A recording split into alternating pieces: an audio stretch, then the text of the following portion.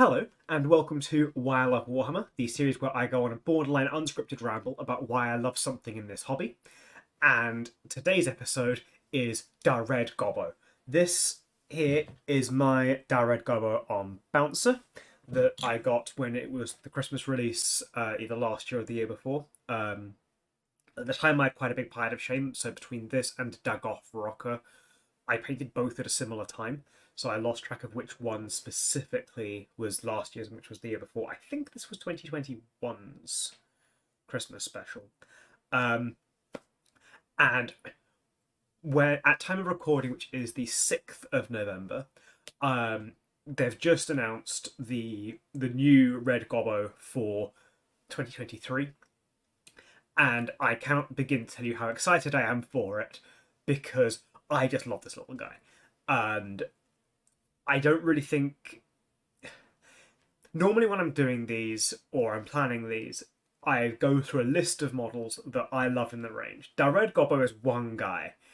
And I think one thing I love about it is that Warhammer is... And you can see in this artwork here, I know this style of artwork wasn't the most popular when they started using it, but I love the contrast between the grim, dark aesthetic and setting of 40k and this cute little guy over here. It's just really fun. I love having this equivalent of Santa Claus in the 40k universe. I think I think Gretchen are funny. I think Squigs are cute. I love the fact that Bountons have been given these reindeer-like additions. I think that's brilliant. And I love that this year, for 2023, they've got a bit of intrigue going. And there's this mysterious figure in the background. You can see a silhouette of them. My working theory is that it's Commissar Yarrick, although that is going to age this video hideously if I'm wrong about that.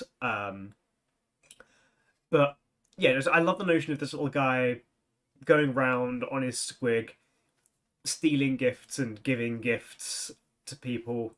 The fact that it's a Gretchen as well, which are normally quite conniving, is something that I think is just really fun and just funny to me. And it worked. Like, I love this guy's little Santa outfit. I love the outfit he has there.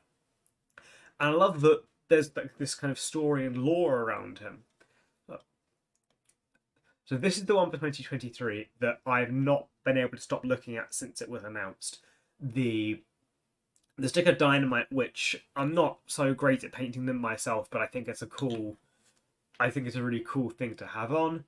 I love the notion of having the little dice, the little die, the paintbrush, the paint pot, in the base. I think that's fun. I like these kind of sculpture models.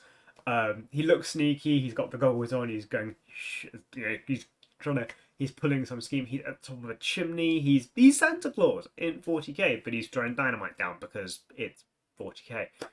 And he's got the gift bag, and there's just something about this model that it's this personality to it, I think, that is so incredible to me, and I just can't wait to paint this thing up. And it's got rules now.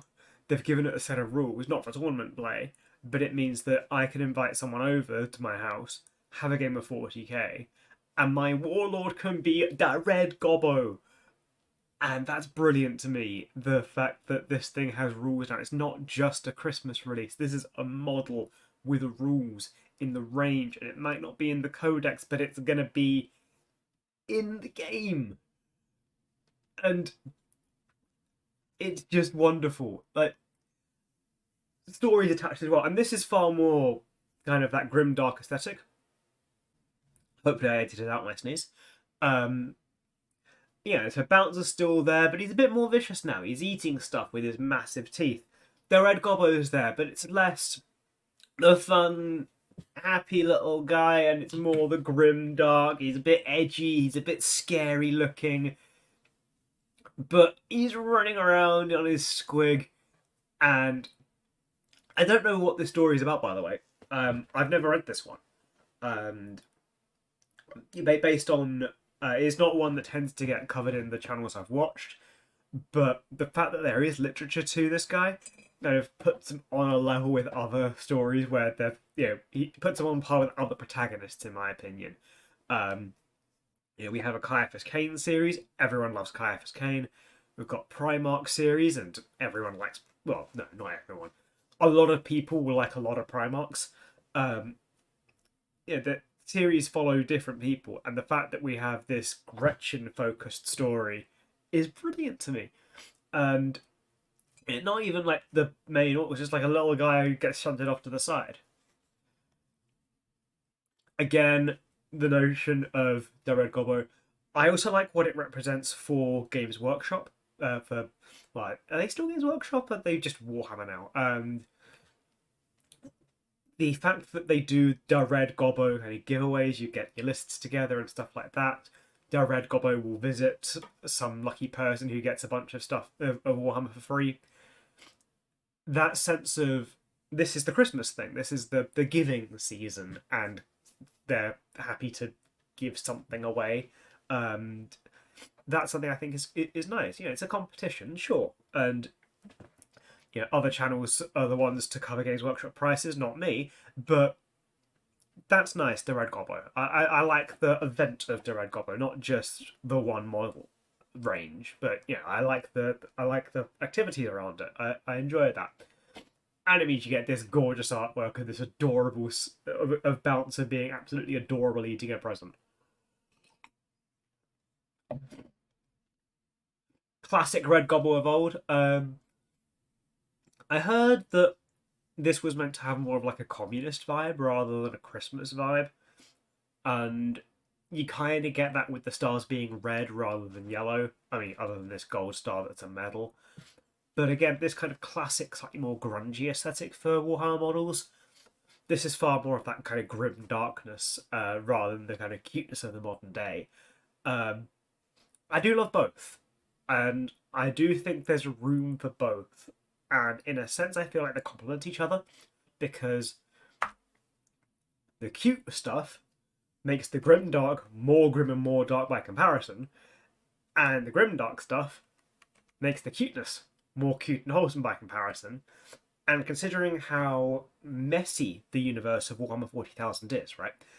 It's a huge galaxy. Communication in the galaxy is completely thwarted because everything's got to go through the webway or the warp, or just travelling manually if you're the orc. If you're like the Tyranids or the Necrons or something. The idea that both can exist kind of works for me, and I think I'd personally headcanon it that this is the more realistic. This is what the orcs are actually like. But this could be more like, this is what Imperial citizens see of, look, this is the Xenos threat. You can take these guys down. I mean, also, it's good marketing material. I think it's cute. Some people are going to think it's cute. It works at those levels. Okay, slightly newer but previous Red Gobbo model. Again, Christmas vibe. He's got the Santa beard, which I think is fun. He's got the kind of candy cane gun. He's got the stuff. There's like a wand thing with Christmas lights. He's got a list, teeth, and skates, and I like that as well because it's kind of like everyone's asking for money, because teeth are the currency for orcs. So I think that's kind of interesting that kind of a lot of people ask for money, but it's only the gift that's actually been ticked off the list. And again, I like these goggles. I always like goggles because it means we don't have to paint eyes. And like on my Red Gobbo here, I think I missed the fact that he was wearing goggles, and I tried painting eyes on him, and that just didn't work out so well for me. But goggles are fun. Goggles are more interesting to paint anyway. He's got slightly mangy teeth. They're not bright white pearly teeth. They are a bit gammy. Of course, there'd be gammy, who brushes their teeth, who's seriously brushing their teeth in the world of 40k. Dad Gobbo's Revenge, more literature. The Gobbo is a protagonist, and here he's got more of his weaponry, more of that slightly more grim, dark aesthetic. but he's still got the red cloak. He's still kind of Santa-y in this imagery, and I think that's cool. Okay, Bouncer plush. I don't own a Bouncer plush. God knows I should have got one. I love squigs. I think they're cute. I think they're cool. I'm a sucker for a good plushy toy. And this is just sweet. It's, it's a plushie. That's the kind of thing that if you got it for a small child, they probably wouldn't question it too much. They might think the teeth are a bit weird, but no one's going to say that's a hideously inappropriate toy for a child. And as someone who always wants more people to get into 40k, and Warhammer generally, you get people interested in the IP when they're younger, they're more likely to want to play it when they're old enough to kind of comprehend, to kind of understand the building, to have the muscle control for the painting, to have to be able to understand the rules. And of course, that's going to be different for any given child, but get them into the IP when they're young, and you got someone who's interested in the hobby for life. And and I just really like this bouncer toy. I like the Velcro on the antlers. I didn't notice those until I already hit record. But that's kind of a bit of customization there. It looks like you could swap them around and give him some extra, add an extra bauble here or there made of pom-poms. The eyes being different sizes is cool as well. It's that squigginess to it. And I love the legs as well. I think they're really cool, really cute. And it's the kind of thing that I think is really fun. My guy, that Red Gobbo on Bouncer de Squig.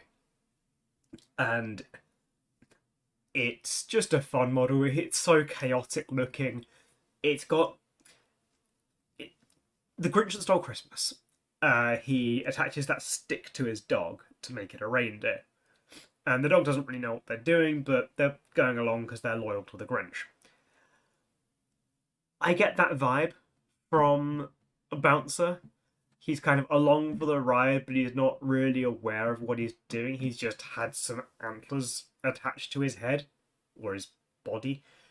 And he's just running around because the Red Gobbo who's riding him is going for it. But it's interesting that I feel like there's personality to Bouncer here that's not in other squigs. So maybe it's just the way that it's painted. Maybe it's just the association lore-wise with the character of the Red Gobbo, but he does feel special. He doesn't feel like an ordinary squig, and I think that's really cool. So that's in a sense, that's the gist of why I love the Red Gobbo.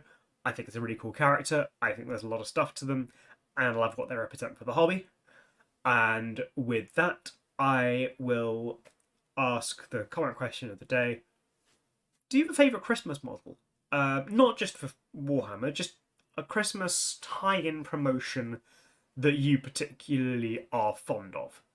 If you want to write that in the comment below, any feedback for how to improve and stuff, also really appreciated. I've received loads of really lovely comments so far on this channel, and I really love the people who've been commenting. Thank you so much. If you want to do the YouTube pleasantries, the liking and subscribing, that would be brilliant. And with that, I'll see you next time.